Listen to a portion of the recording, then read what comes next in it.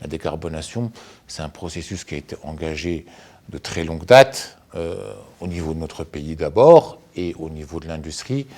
Depuis quelques années, les choses sont assez claires et bien fixées. Les programmes, vous les avez, et votre support les a largement couverts.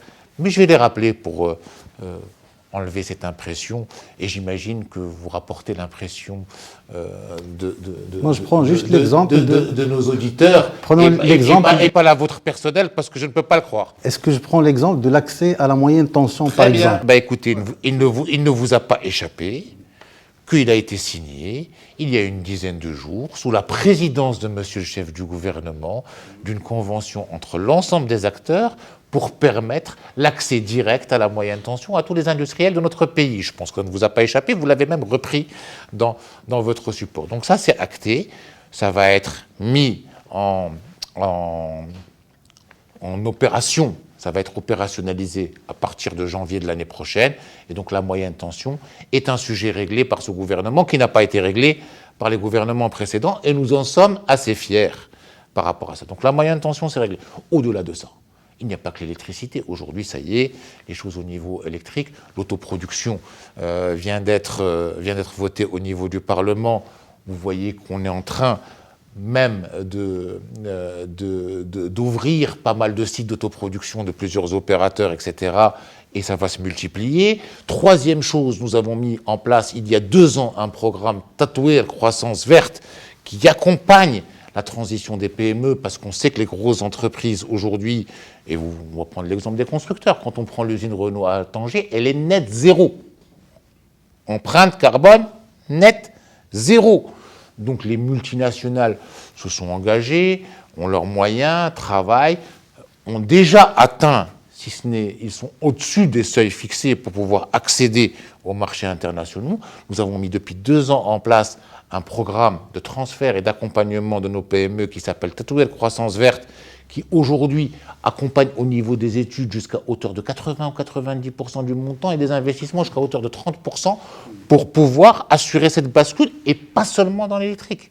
Restons dans la taxe carbone aux frontières, et je vais vous demander peut-être d'être un peu plus didactique à l'égard des entreprises. Qu'est-ce que ça change concrètement? Qu'est-ce que ça implique pour les entreprises marocaines?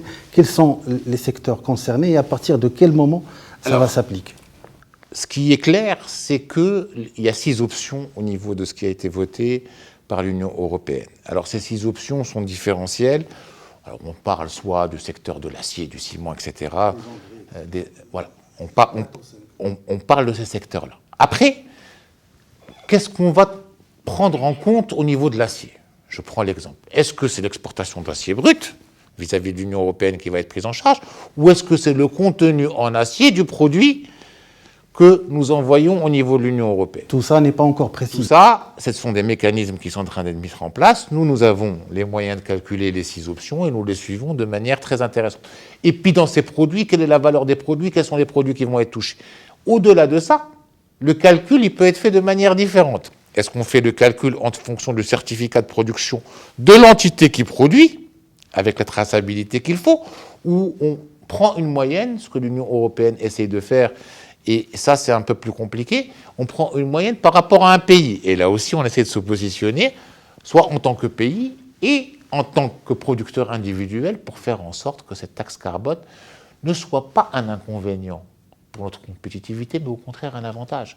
Parce qu'il ne faut pas le voir comme quelque chose qui est lourd à porter par nos industriels. Il faut le voir comme quelque chose qui peut leur éliminer de la concurrence. Sachez que nous, aujourd'hui, le Maroc, au niveau de l'électricité par exemple, en produisant à partir d'électricité renouvelable, on produit moins cher qu'en produisant à partir d'électricité carbonée. Dans ce qu'on a signé sur la moyenne tension, il va y avoir des avantages et ça va être beaucoup plus compétitif que ce qu'on a aujourd'hui. Bien sûr, les avantages peuvent se chiffrer en fonction de la consommation, c'est assez technique et c'est assez compliqué, mais ça va être moins cher, et sensiblement moins cher. Et deuxième des choses, si dans ce dispositif-là, il y a aussi la partie logistique, la proximité du Maroc fera en sorte qu'il sera encore plus avantagé par rapport à sa concurrence classique.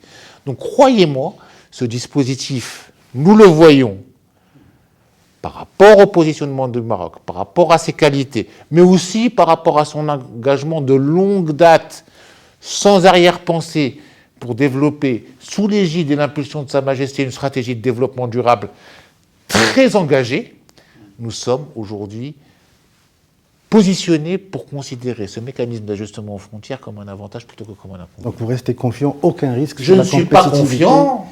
Aucun risque sur la compétitivité de l'industrie marocaine. Il peut y avoir des risques sectoriels sur lesquels on travaille. Il y a des risques, par exemple, par rapport au recyclage de tissus sur lequel on travaille de manière très précise et très claire. On a du travail à faire. Donc le secteur privé est associé à, cette transition. On travaille au jour le jour par rapport à ça. On a des choses à faire, on n'a pas fini, mais on a des places à prendre.